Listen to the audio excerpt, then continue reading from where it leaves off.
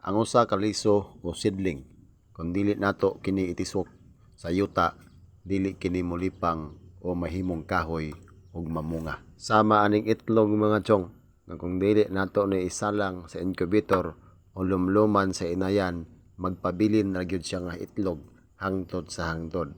So nangandoy ta mga chong nga magkabaton og chicken farm na makaproduce tag mga itlog. So ato ning sugdan sa ginagmay nga pamaagi.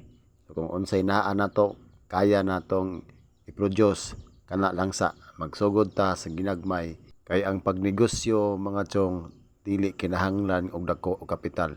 So kung unsa ang atong kaya i-provide, diha ta magsugod para nindot ang atong istorya pohon sa diyang molambo na kini ang atong gisugdan. So mao na ni ang itlog nga atong gi-incubate.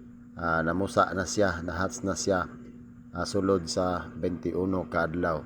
So nindot ang resulta mga chong kay almost 55% ang napusa mga chong. So nindot kini nga starting. Ug human nato makuha sa incubator, ato na dayong ibutang siyang brooding cage para dito siya painitan ug mauga ang iyang mga balahibo. So ubanay ko ninyo mga chong, nining pagpadagko nining mga piso gikan sa itlog, pagpiso hantod nga mahimo silang mga breeder ug makaproduce na pod og laing itlog mga chong. Ug gamay lang pod nako hanyo mga chong. Sa imong pag-share mga chong, nako na kay nagkatabang sa akong pangandoy sa pagpalambo sa unahan.